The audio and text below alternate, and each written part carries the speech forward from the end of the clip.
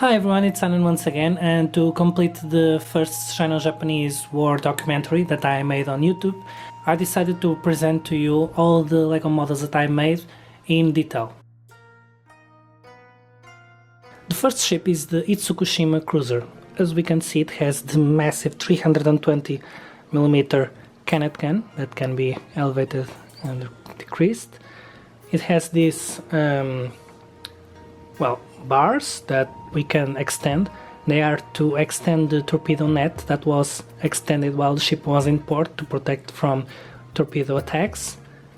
And we can see that it has here an entire line of 5 120mm guns, the quick-firing guns, with another one at the rear, some 76mm secondary guns, and it has the smaller boats here that can be put on the water with this small crane.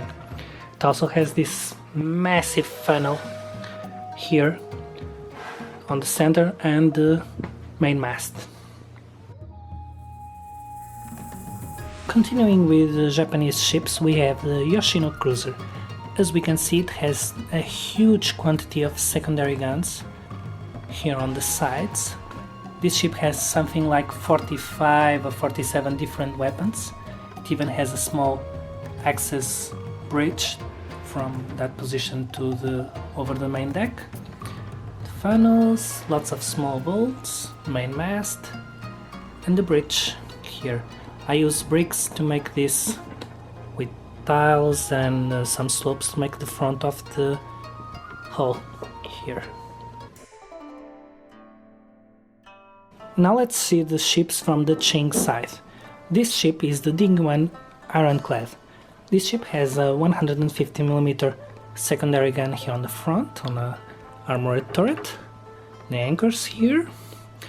These are the two main gun turrets with two 305mm guns each, and they can turn and fire to the same side, but they have a very small field of fire over there.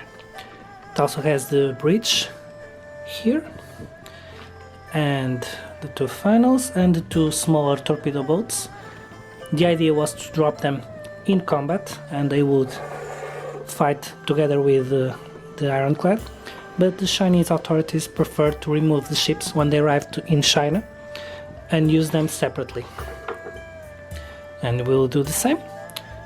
And towards the rear it has two smaller boats, some secondary guns, and another 150mm gun. Another thing that I want to show is the hinge technique that I used to make the hull on the front and also on the rear, which allows to give a small rounded shape similar to the ship. And finally we have the last ship, is the Geon protected cruiser. This ship had two 210mm guns on the front, group designs, some smaller anti-torpedo boats guns here, also a secondary 150mm gun, some smaller boats, and another single 210mm gun. And that's it. I hope you liked this small video with all the ships that were featured on the First Sino-Japanese War Documentary that I made with these LEGO ships. If you want to see them in close detail, please watch the documentary. Thank you and see you next time.